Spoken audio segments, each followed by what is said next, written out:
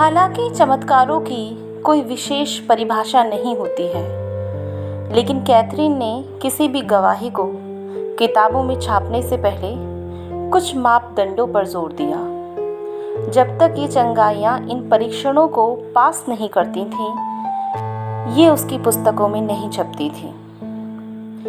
बीमारी या चोट प्राकृतिक रूप में, काल्पनिक या संरचनात्मक होनी चाहिए और चिकित्सीय रूप में पहचानी जानी चाहिए। ये पहला मापदंड था। नंबर 2, चंगाई तेजी से या तुरंत होनी चाहिए। परिवर्तन असामान्य होने चाहिए, ना कि उस तरह से जो कि सुझावों के परिणाम हो सकते हैं। सभी चंगाइयाँ चिकित्सीय रूप में सत्यापित होनी चाहिए, एक से अधिक डॉक्टरों द्वारा। इन डॉक्टरों में से कम एक को रोगी का निजी चिकित्सक होना चाहिए। अगला है, चंगाई स्थायी होनी चाहिए या पर्याप्त समय तक होनी चाहिए, जिससे बीमारी को कुछ समय तक रुकी रही या बीमारी में कभी कमी साबित ना की जा सके। चूँकि हमने दृढ़ता से इन्हीं मानकों का पालन किया, इसलिए कई शानदार आश्चर्य कर्मों को उसकी पुस्तकों में लिखा ही नहीं गया। उदाहरण के लिए जॉर्ज डेविस की गवाही, जो फिलाडेल्फिया स्कूल प्रणाली के व्यावसायिक शिक्षा सेवाओं के पूर्व पर्यवेक्षक थे। डेविस, जिन्होंने NYU से पेंसिल्वेनिया विश्वविद्यालय से डिग्री ली थी, एम्बिंगटन टाउनशिप स्कूल जिले में वो पहले परामर्शदाता थे।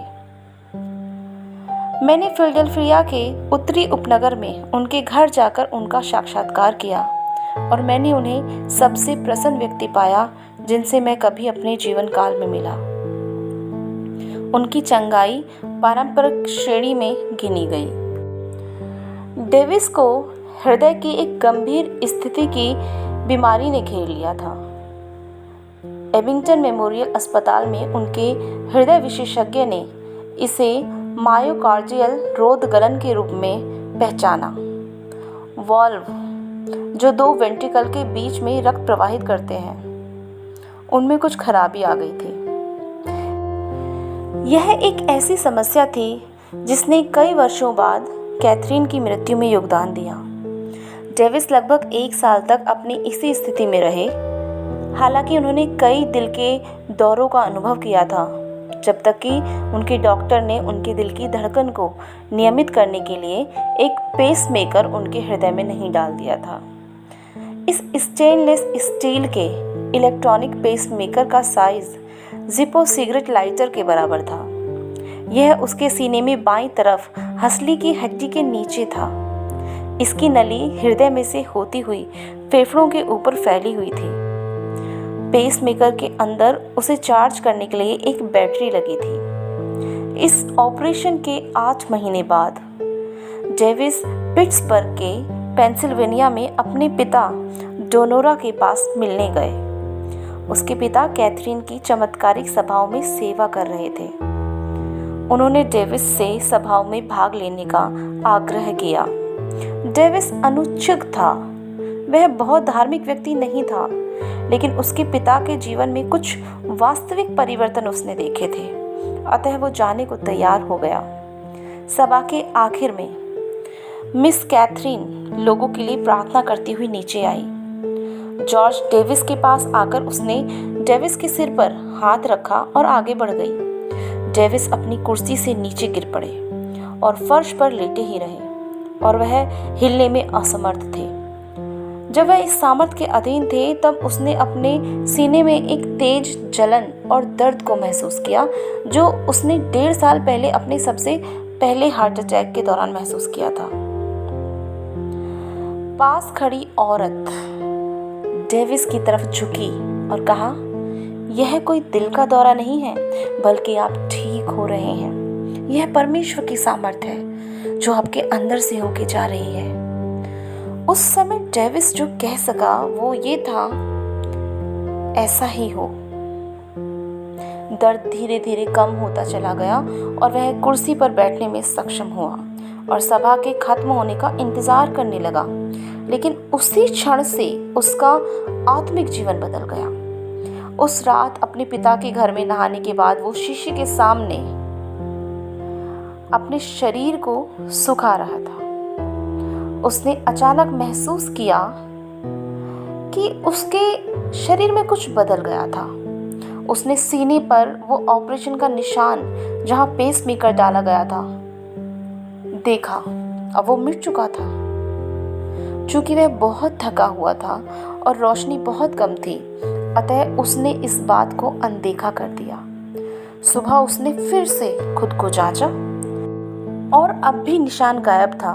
और केवल यही नहीं, उसने जब अपनी उंगली से सीने पर उस जगह दबाकर देखा जहां पेसमेकर था, तो उसे वहां पेसमेकर महसूस नहीं हुआ। उसे डॉक्टर को यह बताने में संकोच हो रहा था, लेकिन अंत में 3 सप्ताह के बाद उसने चेकअप के लिए डॉक्टर के पास जाने का निर्णय लिया। इन 3 सप्ताहों में उसका वजन बढ़ गया था और उसने खुद को पहले की अपेक्षा ज़्यादा स्वस्थ मजबूत पाया। जब उसके डॉक्टर ने उसको जांचा तो उसका हृदय पूरी तरह से ठीक काम कर रहा था। तब डेविस ने बताया कि क्या क्या हुआ था। हैरानी के साथ डॉक्टर ने गुस्से वाली प्रतिक्रिया दी। डॉक्टर ने तुरंत फ्लोरोस्कोपिक जांच कराई और जब पेसमेकर नहीं मिला तो डॉक्टर ने आरोप लगाया कि डेविस ने ही इसे खुद ही निकलवा दिया है। तब डेविस ने कहा कि यदि पेसमेकर डालने का निशान सीने पर बना तो इसे निकलवाने का निशान भी होता, लेकिन परमेश्वर ने पेसमेकर को हटा दिया और निशान भी हटा दिया। अब डॉक्टर ने गुस्से में कहा, जब लोग मेरे किए गए काम में छेड़छाड़ कर देते हैं तो ये मुझे बिल्कुल पसंद नहीं आता। डेविस ने कहा कि परमेश्वर लोग नहीं हैं, लेकिन डॉक्टर सुनने को ही तैयार नहीं था। उसने तुरंत पूरे शरीर का एक्सरे करने का आदेश दिया। पैर के तलवे से सिर तक का एक्सरे किया गया। पेसमेकर कहीं नहीं था। आने वाले सप्ताह में डेविस फिर उस अस्पताल में गया जहां हृदय विशेषज्ञों द्वारा उसकी जांच की गई थी और सभी सहमत थे कि ये उनके जीवन का सबसे असाधारण मामला था।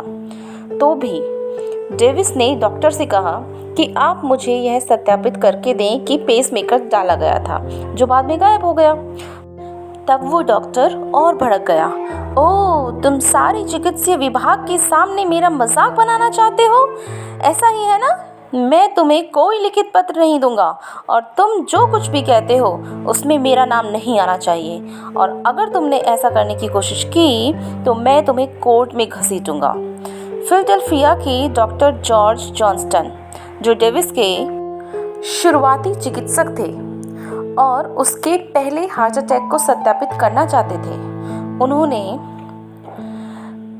खुद से ये कहा कि मैं इस बात की पुष्टि करता हूँ कि डेविस को हार्ट अटैक आया था और उसके शरीर में एक पेसमेकर डाला गया था, और अब वो पेसमेकर और उसे डालने का निशान भी जा चुका था।